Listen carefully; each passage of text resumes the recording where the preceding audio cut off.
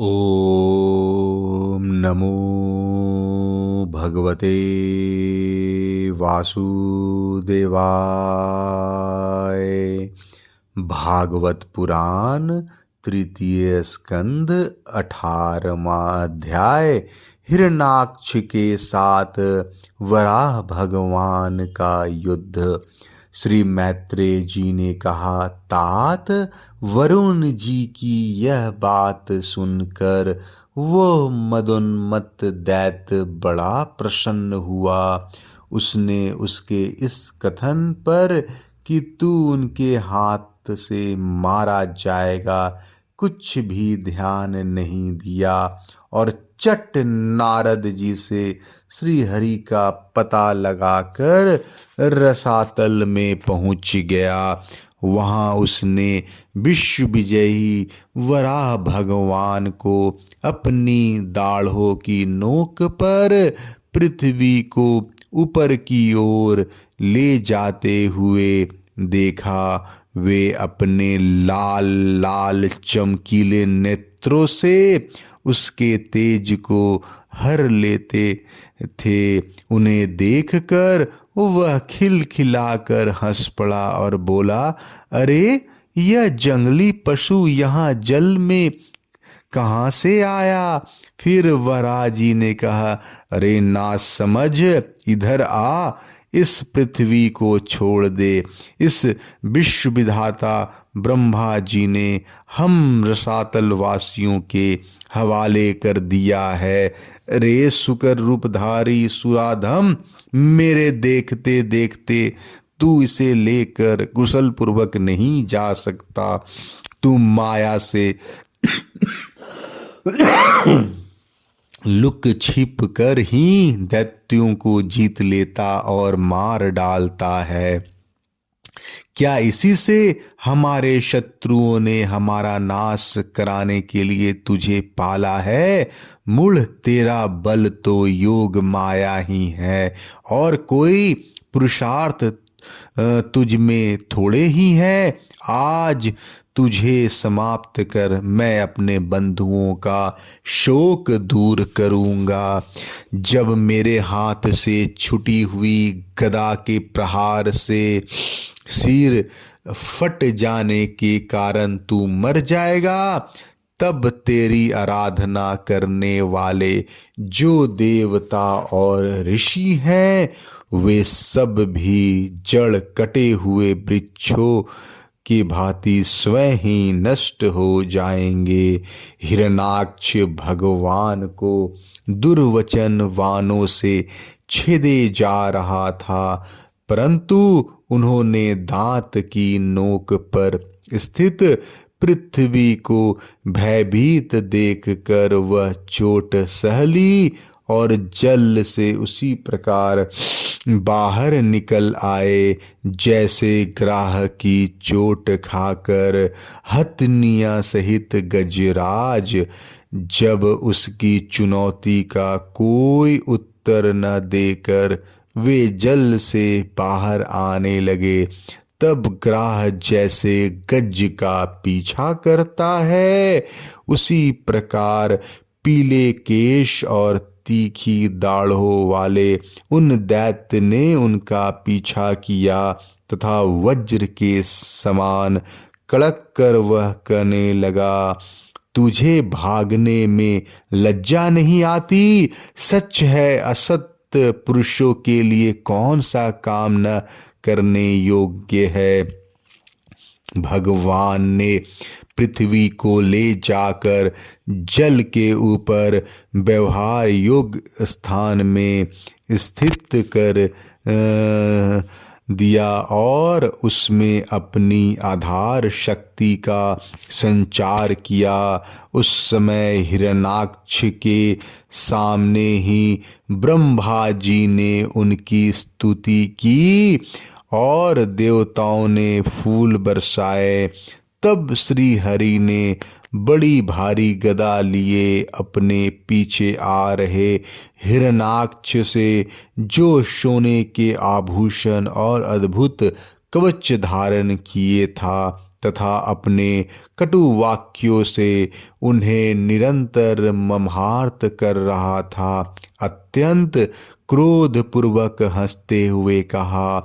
श्री भगवान ने कहा, अरे सचमुच ही हम जंगली जीव हैं जो तुझ जैसे ग्राम सिंहों कुत्तों को ढूंढते फिरते हैं। दुष्ट वीर पुरुष तुझ जैसे मृत्यु पास में बंधे हुए अभागे जीव की आत्मशलाघा पर ध्यान नहीं देते। हाँ, हम रसातल वासियों की धरोहर चुराकर और लज्जा छोड़कर तेरी गदा के भय से यहाँ भाग आए हैं। हम में ऐसी सामर्थ्य ही कहाँ कि तेरे जैसे अद्वितीय वीर के सामने युद्ध में ठहर सके। फिर भी हम जैसे तैसे तेरे सामने खड़े हैं।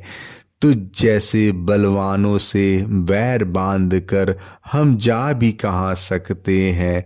तू पैदल वीरों का सरदार है, इसलिए अब निशंक होकर उधेड़ बूंद छोड़कर हमारा अनिष्ट करने का प्रयत्न कर और हमें मारकर अपने भाई बंधुओं के आंसू पोंछ। अब इसमें देर न कर। जो अपनी प्रतिज्ञा का पालन नहीं करता वह असभ्य है, भले आदमियों में बैठने लायक नहीं है। मैत्रेय जी कहते हैं, विदुर जी, जब भगवान ने रोष से उस दैत्य का इस प्रकार खूब उपहास और तिरस्कार किया, तब वह पकड़कर खिलाए जाते हुए सर्प के समान क्रोध से तिलमिला उठा।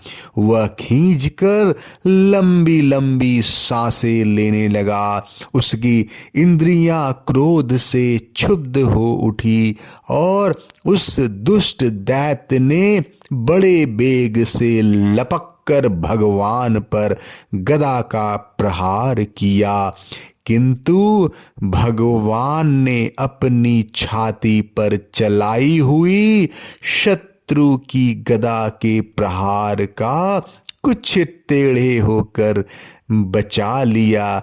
ठीक वैसे ही जैसे योग सिद्ध पुरुष मृत्यु के आक्रमण से अपने को बचा लेता है, फिर जब वह क्रोध से होठ चबाता अपनी गदा लेकर बार बार घुमाने लगा, तब श्री हरि कुपित होकर बड़े बेग से उसकी ओर झपटे। सौम्य स्वभाव विदुर जी, तब प्रभु ने शत्रु की दाईं भांव पर गदा का चोट किया, किंतु गदा युद्ध में कुशल हिरणाक्ष ने उसे बीच में ही अपनी गदा पर ले लिया। इस प्रकार श्री हरि और हिरणाक्ष एक दूसरे को जीतने की इच्छा से अत्यंत क्रुद्ध होकर आपस में अपनी भारी गदाओं से प्रहार करने लगे।